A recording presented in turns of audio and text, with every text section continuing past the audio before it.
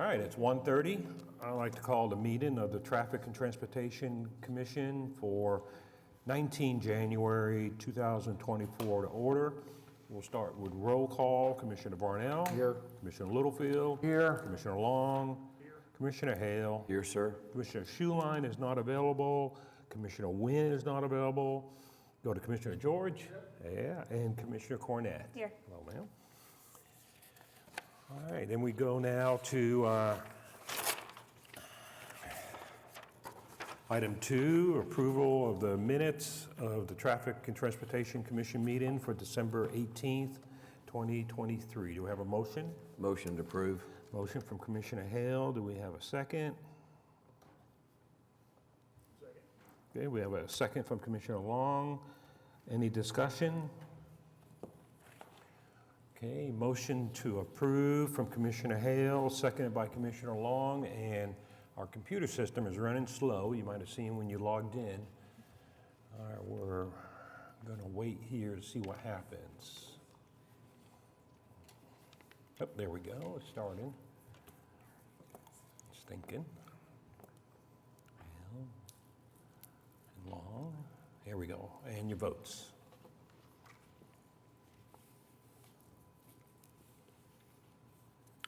Everybody up? Okay. I know, the system's counting.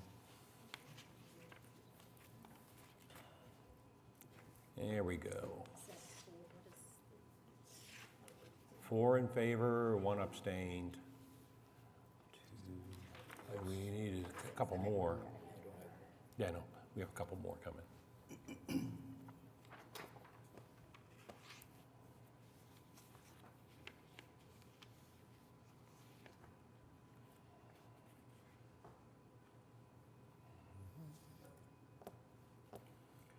Commissioner Hale, what did you do? Oh, yeah, it didn't pop up for you yet? No. Okay, well, just give a verbal. I abstain.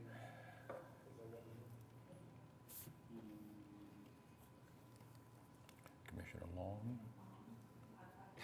And then, I just got act on. okay, and then Hale. Approved. Okay.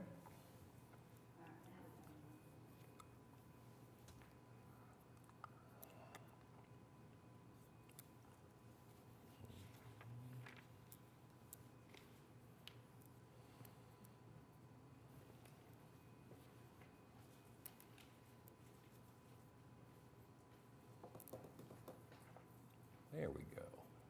The item has passed, 6 in favor, 1 abstained. Very good. Okay, we go now to item 3, reports from Traffic Services Division in the Counselor's Office. All right, you've got a series of reports before you this month.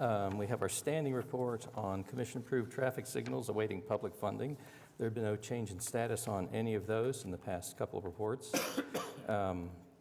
As far as the ASAP program status goes, you can see that we've got a number of speed cushions which have been installed. We have got a couple more coming. We're waiting on receipt of cushions to install on Northwest 59th Street between Villa and Riviera. And then we've also got cushions on order for Southwest 15th Street between Douglas and McKinley, and that's in the vicinity of Gateway Elementary School, which was a case from a couple of meetings back. And then we have a couple of cushions coming that are on order that are going to be on Northwest 5th Street between Prairie Hill Lane and Clementine Road, and that one's quite a bit to the west of here. We've got 2 driver speed feedback signs, which are currently on order, and as of today's date, we have expended $28,755 of the original City Council $50,000 matching fund allocation, so we've got a remaining balance of $21,245. At the end of the December meeting, Commissioner Littlefield had a question about debris removal from protected bicycle lanes. And specifically, he was asking whether these lanes were cleared in response to citizen reports or if they're swept on a scheduled basis. This turned into a very interesting exercise because in speaking with the Assistant Public Works Director, Debbie Miller, I've learned that the city's got a 3-person crew, and they will hand sweep bicycle lanes in between regular sweepings that are done by the city's solid waste management division of the utilities department. There is a map that's available also that shows bicycle lanes that are swept on a weekly basis as part of regular street sweeping operations, and those which are swept on a monthly basis. There are still a handful of lanes which are not included in sweeping at this point in time. Another bit of information I found was that in December of 2021, the city council did authorize additional funding to a company called Professional Services, or Unlimited Sweepers and Cleaners, and that expanded their contract to include bicycle lane sweeping.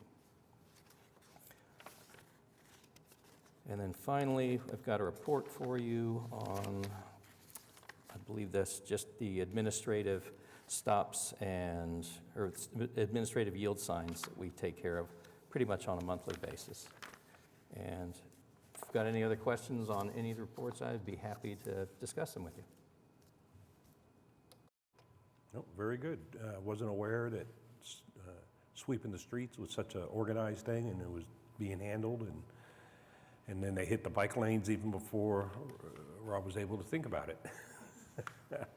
Well, it was a very good question because, because Public Works has got a small crew that handles, they replace delineator posts and things like that, but they will take care of some hand sweeping.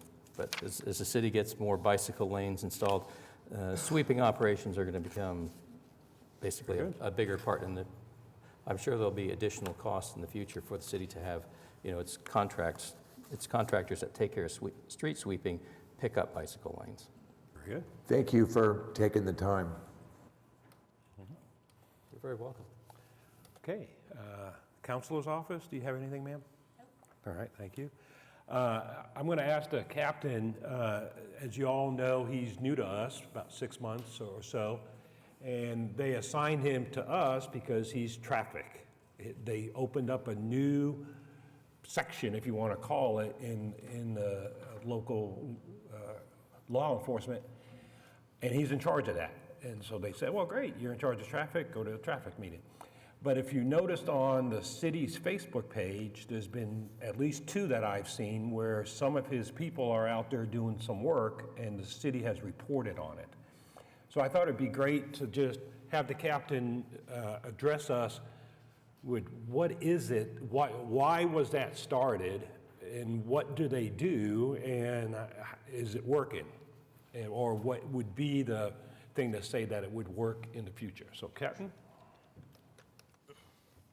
All right, first question, why have we made a change?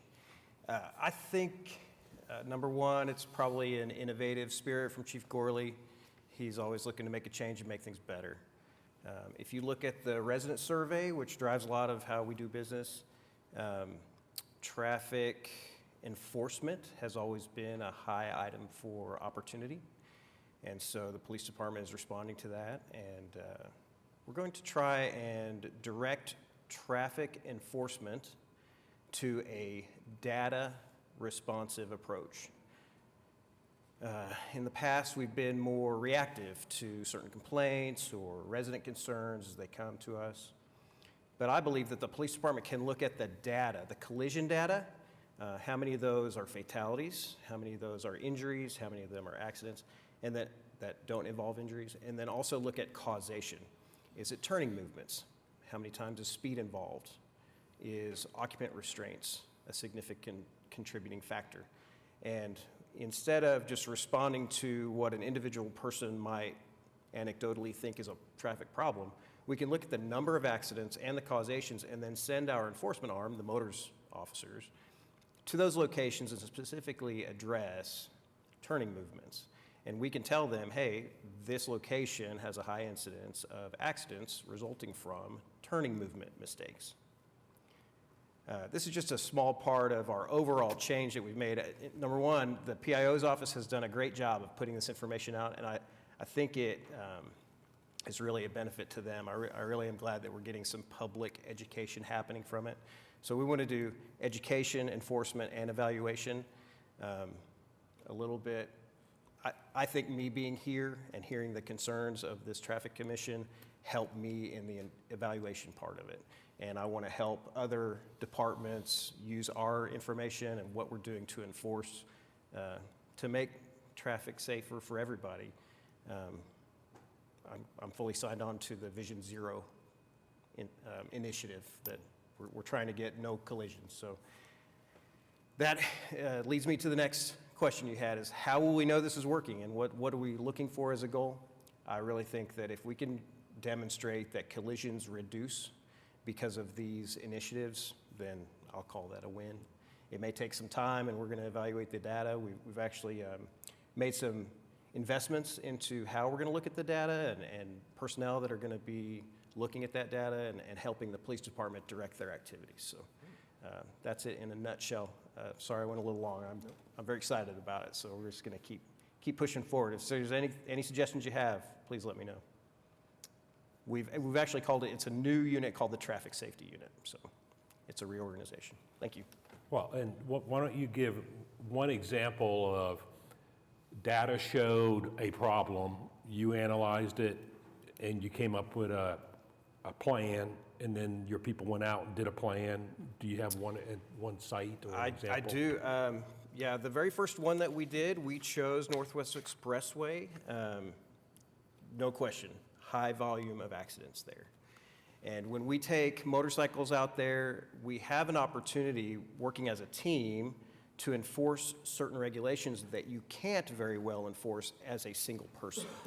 So for example, as a motorcycle can sit across the intersection, they can see that signal light and watch the violation occur, but then in a much safer way, radio to another officer who can make the stop happen and then issue the citation. It helps us get a larger volume of those violations addressed, but it's also safer. Working as one motorcycle officer or one patrolman, you can't. You can't see the violation and get behind the car when the traffic is so congested. So we're working as a team, we're doing saturation events, very low tolerance. It's not zero tolerance because everybody has a story and we're compassionate too, but very low tolerance. And we're definitely addressing the violations as we see them. We're working together as a team, we're building up a team. So I see great things for the future and this is what we're trying to accomplish. All right, anybody have any comments or questions? All right, thank you for your time, Captain. You're welcome. Okay, there are no items on the consent docket, so we go to item 5A, Kelly Porch, northbound left turn, item number 1, and then another eastbound left turn, item number 2, and they're up on your screen, so you can see them. And do we have Kelly here? Ma'am, if you'd like to come up, if I could have your name and address, and you'll have up to 5 minutes. Okay, it's Kelly Porch. It's 14400 Wilson Road. I appreciate your time. We obviously live very close to Western and Memorial, and we travel that daily. Starbucks has moved in on that corner where we're talking about, and the problem is the left turn into Starbucks heading north, and then when they're leaving Starbucks, again turning left going north. There's multiple problems that we're seeing. One is the traffic is backing up into the intersection constantly. My husband and I are notorious for just laying on our horn when someone's trying to turn because there's so many cars backed up. And then when they're darting out in front of 3 lanes of traffic to turn and go north again. Just a little bit further north from Starbucks is another drive where our son actually was turning north and was in an accident. And we've repeatedly told him, don't turn left on Western. It's a bad idea. You need to drive all the way around the block. So we, with the help of some neighbors, did not know that this was an avenue for us to even be here, honestly. with the help of a lot of you, and I appreciate everyone's help in helping me navigate this, we drafted our petition and have a lot of neighbors acknowledging that this is a problem. I guess the report, which we just read, that there have been 81 incidents, car wrecks in 2023. I don't know what that means. I don't know if that's a little or a lot. To me, that seems significant, especially when we have 3 of our 4 children are driving. So we are asking to put a no left turn going into and out of. I requested the dividers. I know they're over at Costco, and I was told that people just run them over, but I feel like the bad actors that run them over, I mean, we have to do something to stop the people that are willing to follow the law and the rules that say, hey, don't turn here, it's not safe. I feel like enough people may follow those rules and not want to scratch their car and run over these barriers. We see them at Costco. We see some are bent. But it does seem to have improved people leaving Costco trying to get onto the turnpike. So I do feel like, I don't know if you put a no turn where it's indicated now on that right-hand side, I don't know that the drivers are going to see that when they're trying to turn into Starbucks. So that's why the dividers seem like a better option, and maybe I think people frequent this Starbucks enough that they'll recognize, oh, we can't turn there, we need to figure out an alternate route. But the accidents, mainly, in my opinion, are occurring in the intersection because of people trying to get in. And as you know, people like their Starbucks all hours of the day. So this is not a morning issue. It is when I'm picking my kids up from school, when I'm driving them to school, weekends. So we are asking for the no turn signal and the plastic dividers to prevent them from turning. All right. Thank you very much, ma'am. Thank you. I appreciate your time. Anybody else want to speak on this item? All right, staff? All right, you got our comments before you. You can see that Ms. Porch has requested a left turn restriction that would prohibit northbound left turns from Western Avenue into that Starbucks driveway on Western Avenue, and likewise prohibit left turns out from that driveway.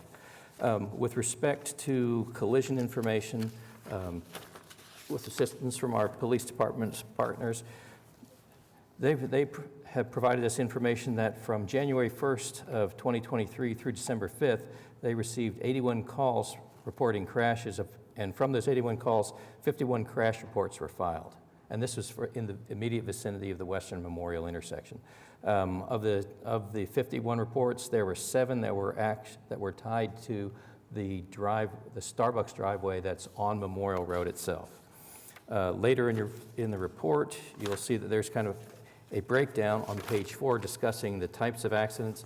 One recurring theme that we noted was that driver courtesy, in which one driver would wave to another to let them know that there's a break in traffic. That contributed to 4 of the 7 collisions that were ultimately reported at the intersection.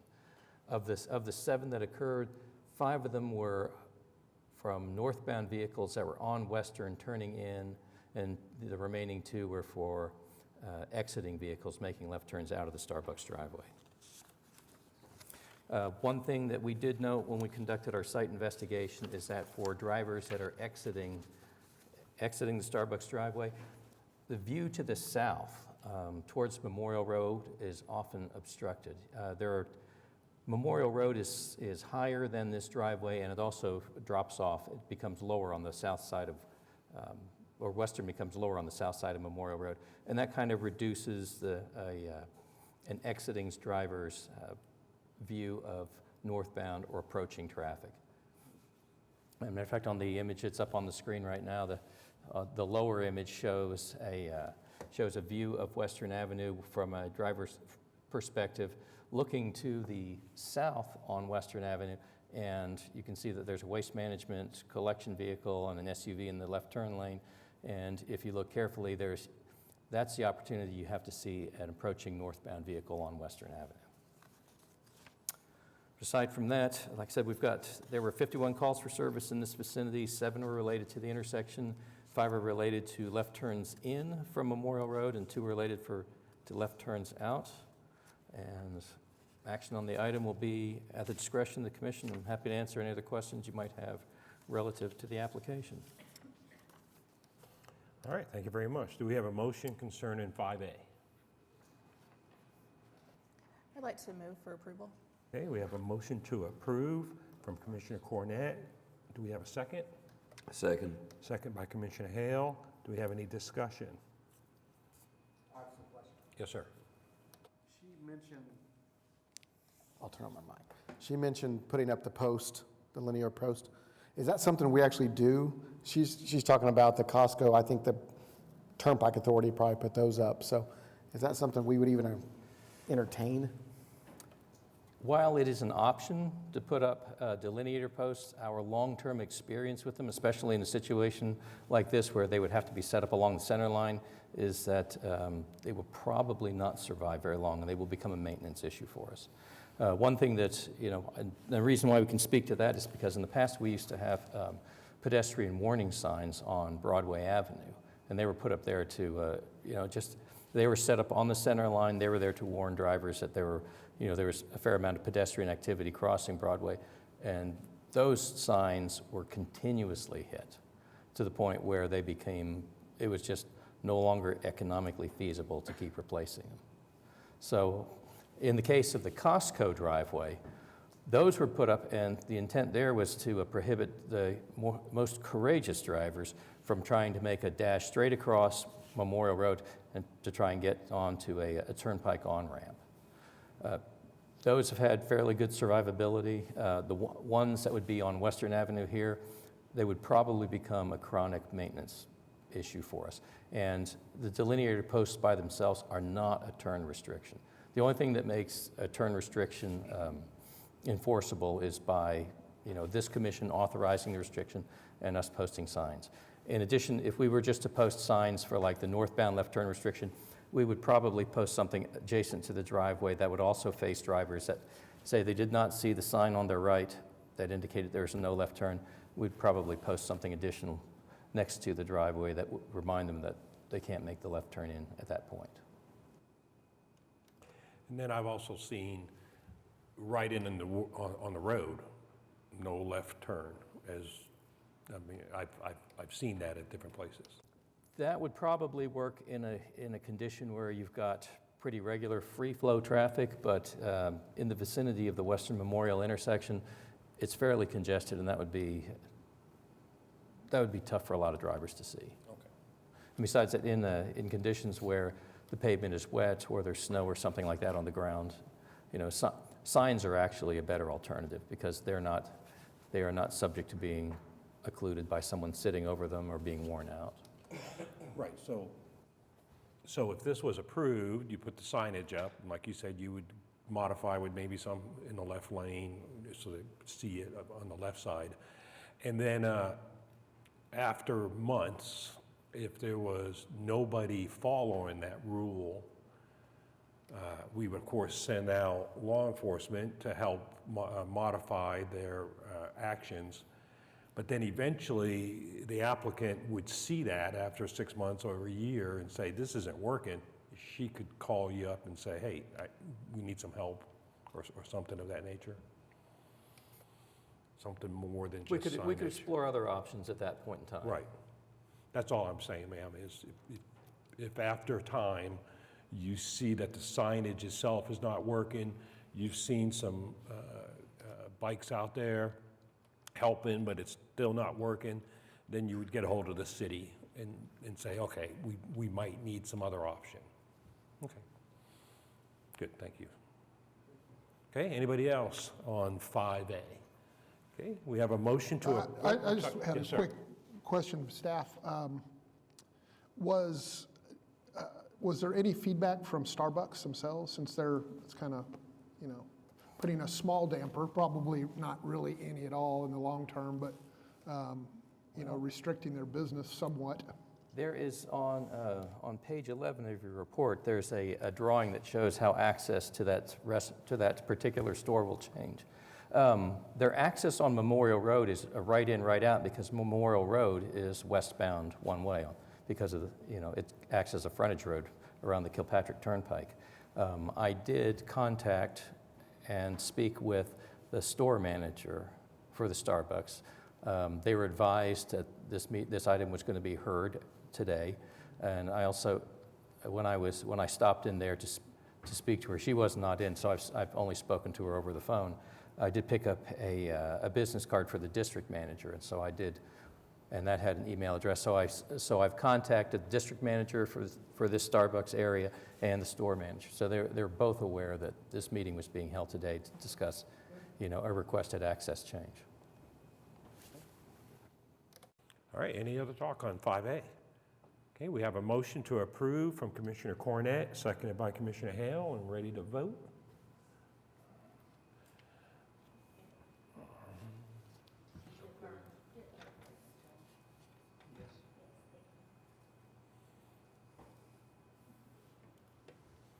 And you need Commissioner Hale verbal. Approve.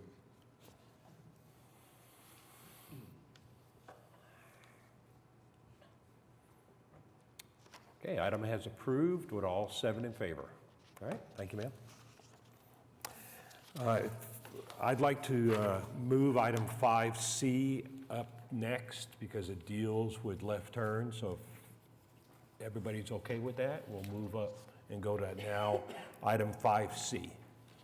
Okay, item 5C, Stu Achai, our traffic engineer, to consider recommendation to the council about turning movements and amending. All right, thank you. Actually, the genesis for this item was a discussion that was held at the end of the commission's November 20th meeting. As a matter of fact, it was a lot of it was started in discussions around this particular Starbucks driveway. One of the things that we as staff have had to contend with in the past is when we get a request for a turn restriction, a lot of times the turn restrictions are necessary because they're related to either insufficient decision site distance, they may be related to signal control, they may be related to bicycle facilities, any number of things. And for the most part, those turn restrictions are something that would be something that could be effectively and efficiently handled at the administrative level as opposed to the commission hearing level, which necessitates a report, and then it also means that we take it to, the nearest meeting that we can get it to. With respect to how much difference this may make, we did pull turn restriction activity over the past 5 years from 2019 through 2023, and in that 5-year period, the commission considered 15 turn restrictions. 6 of the turn restrictions were related to schools, where they were wanting to either prohibit access into a driveway, prohibit egress from a driveway just to promote movement around the school, and then the others were at locations where we had issues with, things like a turn restriction into a business driveway, or there could have been issues where there was insufficient sight distance at a particular intersection. So, effectively speaking, this will not necessarily change what the commission does, because Commissioner Hale was concerned that if this was transferred from a public hearing process to an administrative process, there would be no opportunity for someone that might be affected or aggrieved by a turn restriction to have their request heard by the commission. So in the ordinance that you've got before you, there's a new subsection added under 32-237, which is section E, which reads, any person directly affected by a turn restriction authorized by the director or designee may request a hearing with the commission, being this body, to change or remove administratively enacted turn restrictions. So there is always recourse, and if there's someone that thinks that their turn restriction is unwarranted, unjustified, or has any other issues with it, they've got this commission to come back to. So there's always that opportunity. But in all the turn restriction cases that have been enacted over the years, we've never had any appealed. And for the most part, those have just been at the discretion of the commission. So I'm happy to answer any of the questions that you might have about this draft ordinance. I have a question for you, Stuart. Sorry. On the one we just heard, if this was already passed, would you have approved it? That's a hypothetical question at this point. No, it's isn't it? actually not. That would be an item that we would discuss in depth with store operators. Now, that's why, with the help of Captain Frederickson, not only did we pull crash information for the location, he was able to provide us with crash reports. And from that, we were able to drill down and find out where the primary issues were. Like I said, there were 2 crashes that were related to left turns out. There was Right. 1 northbound, and there were 5 that were related to turns in. If anything, we may have taken a more measured approach and just restricted the northbound left turns in, Okay. because they do impact Okay, free-flowing traffic on Western. yeah. But 2 crashes at a driveway for exiting maneuvers. With Yeah. 20,000 cars a day or whatever it is? That would be something that we could watch afterwards. We would Gotcha. initiate the one that would probably take care of the more significant safety aspect, and then we would follow up and look at the other one. I like that answer, thank you. All right. It may have already been answered, but I got to wrap it around my head. I'm going to give you an example. There at Grand Boulevard and Northwestern Avenue, this was years ago, is in very close proximity to Northwest 56th Street and Western Avenue, and it's a contorted intersection. It's really bizarre. Constant flow of traffic, no matter who had what red light or who had what green light. And what the neighborhood requested at the time was a no right on red southbound from Grand Boulevard onto Western Avenue. And I will tell you, it works, it's effective. So with this, which I support, in a case like that where a neighborhood requested something like that, would you go out and look at it and make a determination for yourselves whether or not this is, could you say to the neighborhood, no, because it's not warranted, I think is my question. And Yeah, absolutely, because in the event that something like this was appealed or challenged, we would have everything we would need right up front in order to prepare a case to go on to the commission. Because we would always do our due diligence to determine whether or not this is something that is warranted or maybe ultimately be beneficial for traffic flow and So safety. if you discovered it was not warranted, it would automatically become an item before the commission? Was that what you were saying? No?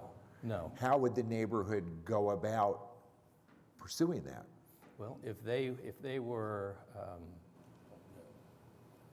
we would allow them to have a case heard before the commission. There you go. Thank you. Yeah, That works for me. okay. Would it be possible on item E to put that any person directly affected by turn restriction or lack of?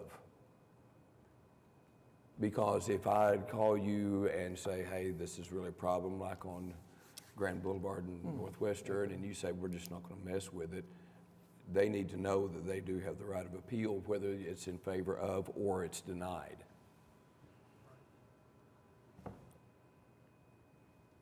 All right, well. I feel like the verbiage of directly affected by would cover both. I'm not Well, a lawyer, but if but you're affected or. I see where Commissioner Hale's coming from.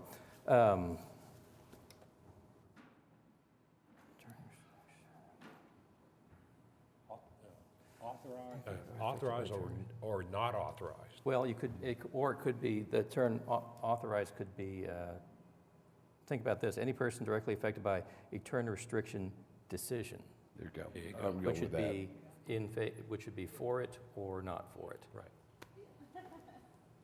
I mean, Well, Okay. we can write, if that's the commission's preference, we can easily make that I just- ordinance change. I don't want 3 years from now to where somebody just says, no, we decided on this, and the answer is no, we're not going to put it up, and they feel like they have no place to go. Because the way this reads is, this is something the city has installed. Right. and if you don't like it, you can appeal. But if the city says, no, we're not going to authorize that, they still need the right to appeal it. Yeah, Okay, good call. all right. So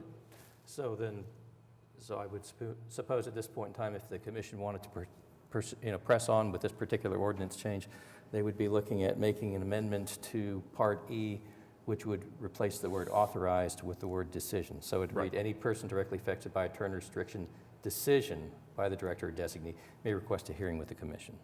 Right. So the motion would just have to say that. Correct. Okay, got it. Okay. Almost. Anybody else have any comments on 5C? Well, we haven't even made a motion yet. We're just asking questions. We're just talking. All right, let's have a motion.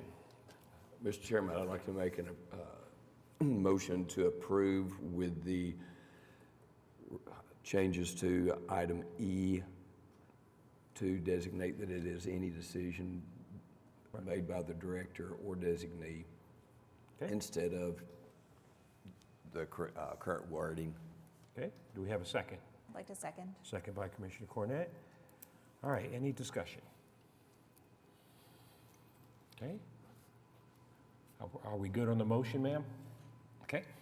All right, so we have a motion from Commissioner Hale as modified, subpoint E, and seconded by Commissioner Cornett. And as soon as here we are.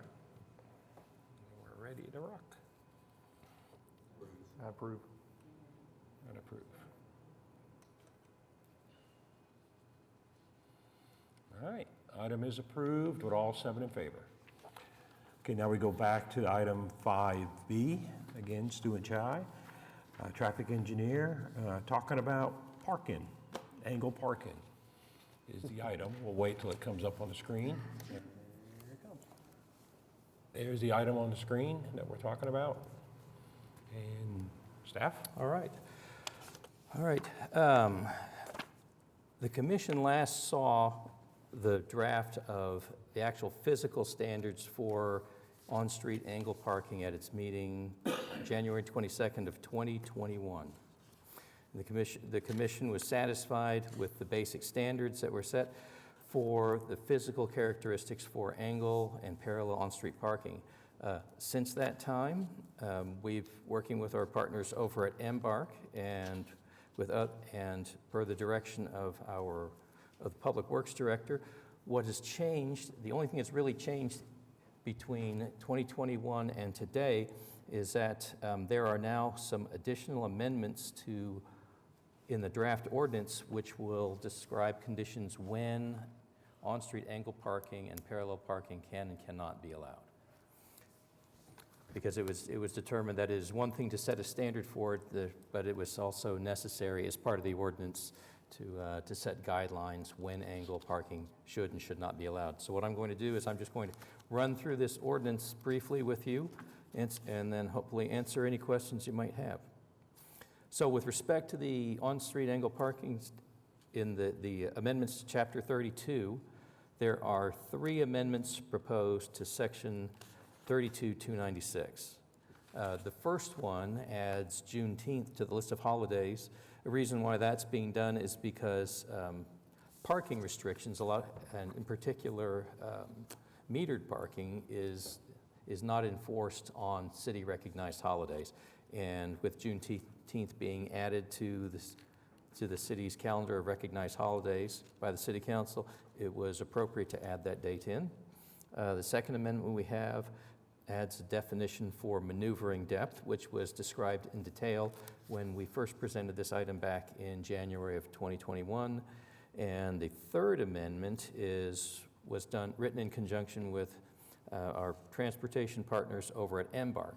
And there they made a constant reference to something that was called a streetcar safety envelope. And so not being defined anywhere in the municipal code, it was necessary to develop a term for it because there are times when, especially in parallel parking in the downtown area, they want to have a wider parallel parking standard than the city's current 8-foot wide standard. And the reason for that is that the streetcar operator needs to make sure that they can freely pass by a vehicle.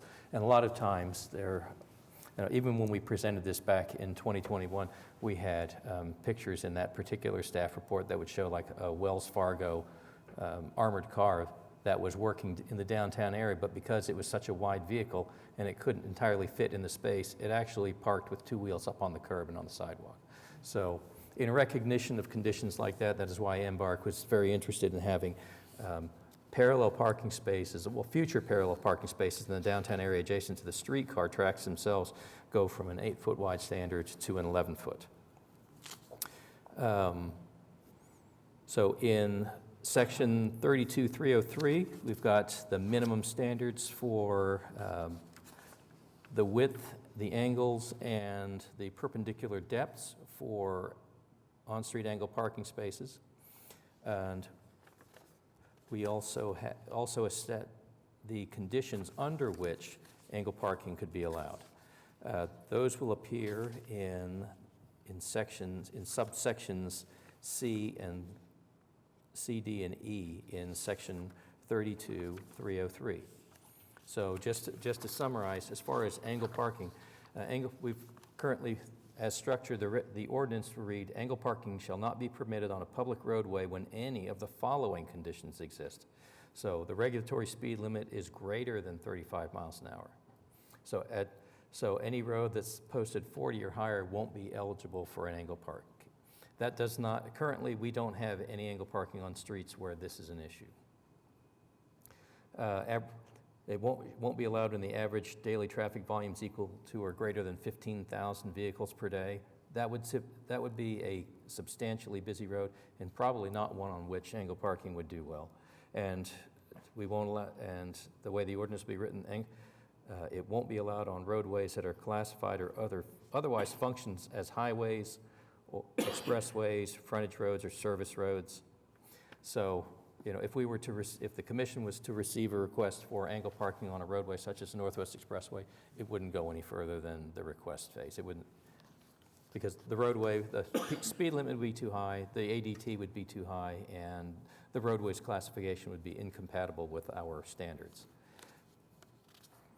And aside from that, there is a caveat with respect to maneuvering depth. Maneuvering depth is a desired depth in order for people entering and exiting angle parking spaces, and the intent is so that they do not interfere with adjacent lanes of traffic, whether it's on a 2-lane road. If the maneuvering requires you to cross the center line to make it into a parking space, that would be a condition that under most cases we would want to avoid. However, in the case of low volume roads, low speeds, or roadways having 3 or more lanes, maneuvering depth could be an optional consideration. And the reason being is because we have had a number of cases over the years where we've had requests for on-street angle parking on 2-lane roads. And I mean, I can just give you a few examples.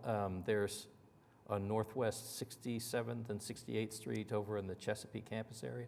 We've had a request for, and it's been approved, to have 90-degree angle parking. Well, because it's on a 2-lane road and maneuvering depths for 90-degree movements typically require more than half the roadway, allowing that type of parking on a low-volume road is really not much different than the maneuvering that you would do from your own driveway when you're entering your own neighborhood street. So if it's a low-volume, low-speed road, chances are angle parking on a facility like that won't present any operational problems. Now, if it was on like a 4-lane roadway, we would want maneuvering depth becomes important because it's one thing to affect the lane that you're backing into, but it's another thing to affect the adjacent lane that may also be moving in the same direction that you're backing into. So that's why maneuvering depth is required when you get to roadways that are like 4 lanes wide and wider. And other than that, the tables and the basic standards for angle parking are the same as they were when they were last presented to the Commission in January of 2021. And the intent of the ordinance at this point is to codify requirements, which will then allow future developers and builders to be able to take a look at our codes. And if they're considering angled parking, they'll be able to already basically make a determination on their own whether or not they can even pursue it. So if they know they can pursue it, then they'll know that they've got sidewalk requirements that they'll need to make, and they'll know that there might be additional right-of-way needed to build a sidewalk in and for us to be able to post regulatory signs outside the sidewalk limits. So really, it's a good development tool for builders and developers to have handy. Because right now, there's no standards they can latch their hands on. There's nothing that's codified, and this right here is a product of, must be dozens of traffic commission reports that we've been doing ever since about 2013,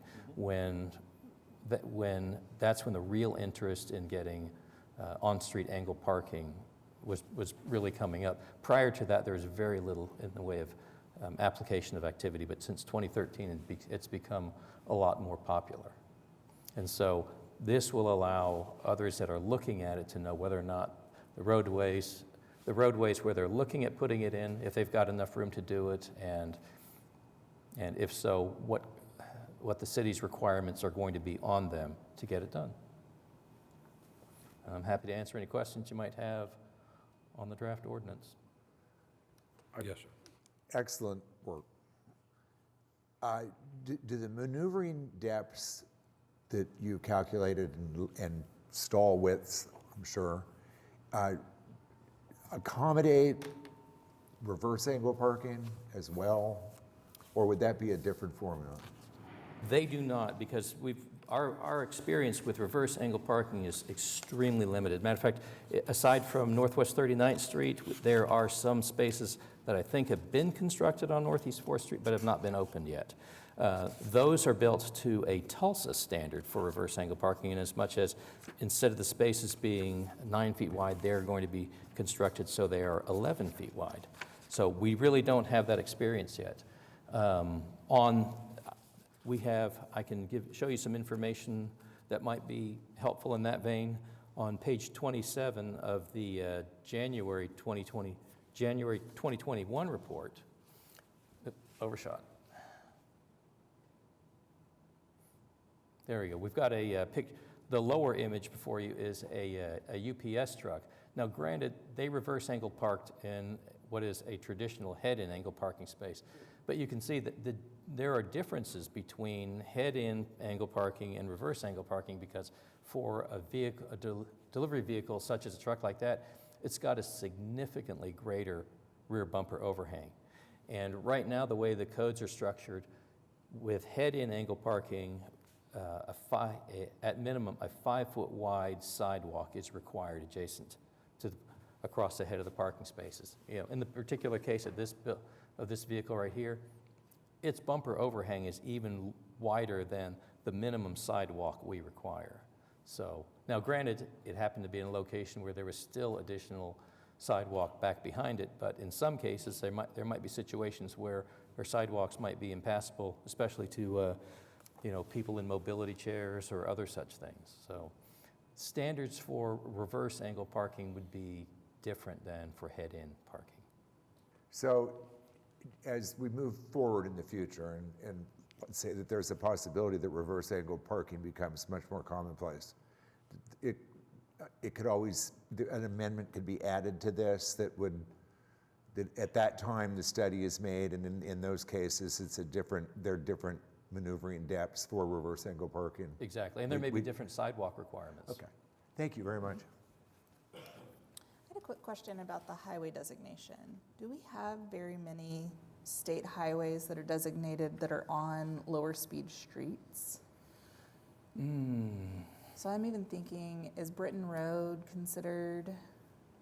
I don't believe any portion of Britton Road is on the highway system. I know that there are several roads that run through the city that bear state highway designations. Like Northeast 23rd Street is State Highway 62. a lot of Northwest Expressway used to be State Highway 3, and it's basically been removed from the state highway system. It's now only on the state highway system from the Kilpatrick Turnpike off to the west. There is State Highway 4, which runs up through like Mustang Road, Piedmont, in that area. Just So thinking. there's State Highway 152. But as Yeah. far as state highways having lower speed limits, no. Okay. Well, maybe, I take that back. Maybe the only route that might possibly have a lower limit might be, but it wouldn't be in Oklahoma City, it would actually be US 66 as it passes through Bethany. Bethany, yeah. And they do have some, Bethany's got some old angle parking in the vicinity of Southern Nazarene University. But I believe the speed limit on that section through Bethany's, I think it's 35. Just wanted to make sure I wasn't overlooking something that specific verbiage would negate being able to create like a downtown community feel in an area that I'm just not Right. thinking of. Well, my point is angle parking. Is it more dangerous than parallel parking? Is that why we're treating it totally different than parallel parking? I mean, I just, when you think angle parking, it's safer and it's better. When you just think of the concept, you pull in and you pull out compared to try to three square in. Well, I suppose it depends on the type of vehicle you drive. I mean, if you drove a smart car like some members of my staff do, they can practically back into a parallel parking space and still remain within the parking limits. On-street parking is a necessity. You get into residential areas, it's really pretty much a necessity. When you get into downtown business districts, it's a necessity.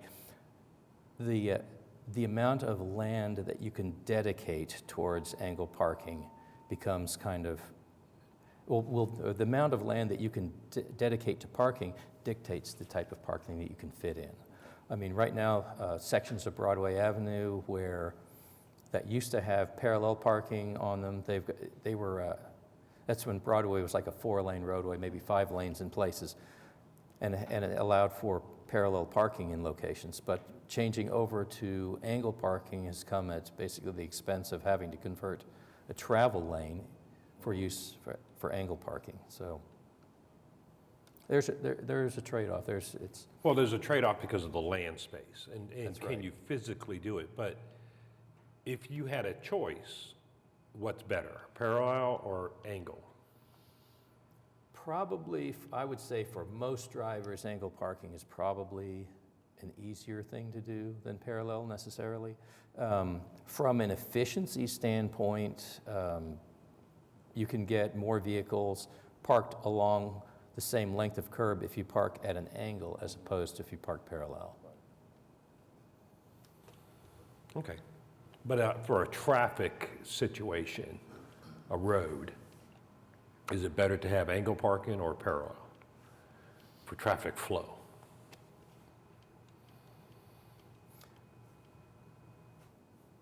That's really a good question because a lot of times where you see angle parking, it's typically in like a business district downtown or entertainment district or something like that.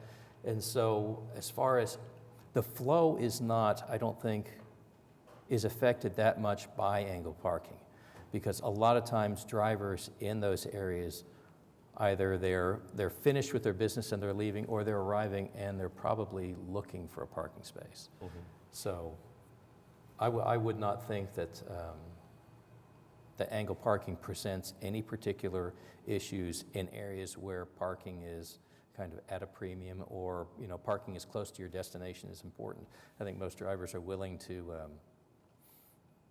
just to be watchful for spaces because chances are a lot of them are looking for spaces. Okay, very good. All right, any other talk on item 5B? Well, we need to have a motion first before we have any more talk. Do we have a motion for item 5B? Move for approval. We have a motion to approve from Commissioner Littlefield, second by Commissioner Hale. And now any final talk before we vote? Okay, we have a motion to approve from Commissioner Littlefield, second by Commissioner Hale. Votes? Need 2 verbal approvals.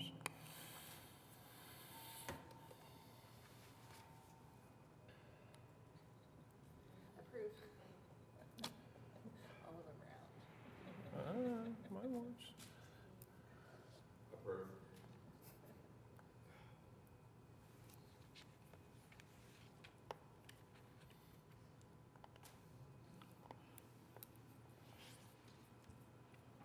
While we're waiting for the votes to come, I just want to remind the commission that angle parking requests will still be subject to commission hearing. The only thing that won't be subject to the commission, that the commission will have to contend with, will be changes that developers or others want to the parking standards. There is a provision in the ordinance for the director to provide a slight variance to the depths for angle parking spaces, but as far as the other conditions, they remain the same. But the commission still does hear all requests. They just don't have to contend with requests for certain, different sizes of angle parking spaces. Right. Okay, item has passed with all 7 in favor. Okay, we go now to item 6, comments from citizens. Nothing? Nothing from planning today? You sure? You don't want to? All right. Okay, item 7, reports from traffic commissioners and committees. Go to Commissioner Barnell, None for me. Commissioner Littlefield.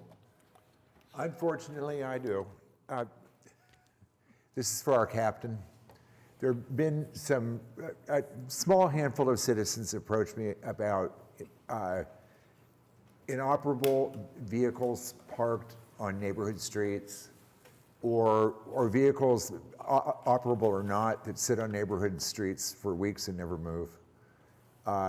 There's one in particular that is a situation where it's a construction trailer that's like 27 feet long, that comes every single night and stays there all night and then leaves early in the morning.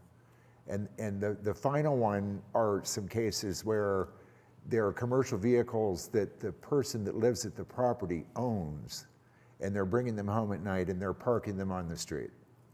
And the challenge that these neighbors have expressed to me is, first of all, we're not sure who to call on that. And I was sort of always under the impression that that isn't a zoning issue, it's a police matter because it's public streets. And the comments that I've gotten from some of these folks are, they're calling the police and they're making reports on these. Especially challenging are the ones that are like, it's 9 o'clock at night on a Friday night and here's this construction trailer. And they're taxing the officers' time, to come out there on a Friday night or a Saturday night to investigate this, when good Lord knows what else is going on that they should be attending to that's far more important. And the feeling is that they're not really getting anywhere with this. And I'd like to be able to get back with these people and share with them what is the process. I can understand the action center on vehicles that just sit on the street for days and days. I can understand that because an officer can certainly look at that during the day. But the commercial vehicles being parked in residential neighborhoods and trailers being parked in residential neighborhoods, it's more problematic because the problem's at night. What do you know about that? All right. Well, first of all, I feel your comment has a feeling of futility, right? Our residents are calling and they feel like they're not getting the response, Correct. but then they don't really know where to turn after that. And I take this very personally because I want our police department to be responsive to people's concerns, no matter what they are. And I know that people feel like, well, maybe my concern's not as important. It doesn't matter. If you're not getting the response from a police officer that you need, that police officer has a supervisor, and any resident can always ask for a supervisor. So anytime that I hear a resident concern that has this feeling of futility, that's what I like to say, is that your concern is important, and we're not going to dismiss it no matter how busy we are. It may take time for us to get to it, but we will not dismiss your concerns. Okay. So that's just a side. That's something I take personally. As far as derelict vehicles go and street parking, we have regulations for that. They are enforceable. We actually have a police officer in our new traffic safety unit. His name's Sergeant Swearingen. I know he's watching the commission report because he does like to watch the city government happen. So, hi, Sergeant Swearingen. This police sergeant is assigned specifically to the action center and derelict vehicles. He's our derelict vehicle officer. So he's a great resource to the commission and all our residents. He has worked in this capacity for a number of years, does not get complaints because he has what we were talking about before, compassion. He deals with people, he deals with their issues, and he tries to get to the root cause of it. So he's just the right person for that job, and I can get you in touch with him. I can provide his number. But he primarily works off the Action Center and then concerns from residents that you can contact through the traffic safety unit. So I'd be happy to help with that in any way. As far as it being late at night, you know, if it's a parking regulation that needs to be addressed, we can write a ticket on that. No matter, there are sometimes in the parking regulations, and we're happy to address that. My recommendation would be, if you're not getting the police response you want, get a hold of a supervisor, and that supervisor should help it get addressed at the earliest available time. So to contact a supervisor, like it's 9 o'clock at night and the officer is there and the officer is why is this bothering you, and, you know, asking questions like that and not willing to write a citation.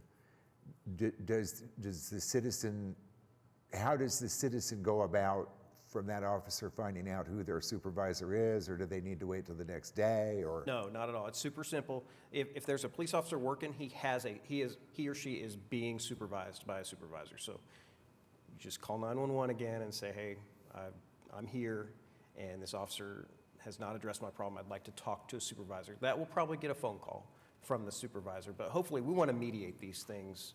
The supervisor may be able to help the resident understand how busy they are or what really is going on. It could be that maybe this parked vehicle is not in violation. You know, these are things the officers will know. I very much appreciate what I'm hearing. To some listeners, it may sound like petty complaints, but where these comments are coming from are a couple of neighborhoods where auto break-in incidents are just rampant. And the reason for that, in my view, isn't necessarily because these cars are illegally parked on the street. It's because of the aesthetics. You know, when there are municipal code violations in neighborhoods that are rampant, it tends to attract more crime than it does when neighborhoods are more compliant. So neighborhoods that need this help, thank you. This is great for me to share, and I would definitely like to visit with him. Thank you. I'll just add something else to that. Most of the city's parking regulations are covered in section 32304. However, within subdivisions and other areas, zoning regulations in chapter 59 also has prohibitions that would prohibit parking trailers overnight in residential streets, commercial vehicles, watercraft, and other such things, even recreational vehicles. And they're, you know, the city municipal code is a very large publication. And so there's a lot of things related to parking regulations that are buried in all different sections. So it's a challenging job to know, to keep tabs on every possible form of violation that there might be. All right, very good. Over to Commissioner Long. I don't have anything to add. Okay, Commissioner Hale. And nothing to add, sir. Commissioner George. No, thank you. Commissioner Cornett. All set. All set. All right. All right. Counselor, anything else? Thanks for sitting in today. Appreciate it. Okay, Captain, anything else? Yes, sir. I just want to report on some extra patrols that were requested. Memorial and Harvey, the school, the nice people came and asked about getting a signal light. I've sent motor officers up there. They did observe some violations and address them. But and then I had them follow up in the week of January 8th because school was back in. And they wrote 10 hazardous citations, 2 non-hazardous. They made some warnings as well. The supervisor that addressed it just kind of, he said it's a real concern and Memorial's difficult. Hopefully that signal light that's going in will make a big difference. So if you want any more study, real time from the officers on that, please let me know. 18th and Harvey, those four-way stops went in. The motorcycle officers report that it has created the desired effect, and they made no contacts, no citations to issue there. And then the other one was Hilldale Elementary. We put up some traffic control devices at 16th and Sterling. The officers went there and they made some contacts and cited some people who violated those. So that's already gaining its desired effect, and I just wanted to report on that. Very good. Thank you for the reports and the work that you and your people are doing out there. Thank you. Okay, staff, anything else? Last comments? The only other thing is, next month, an item that was heard at the October meeting on Northwest 39th Street reverse angle parking will come back for hearing again. I thought that was supposed to be this month, but. Well, we said 3 months, but then we added a month so data could get done and get ready and then presented. So we gave 3 months to get data, then present. Okay, anything else for the Traffic Transportation Commission? All right, we're adjourned.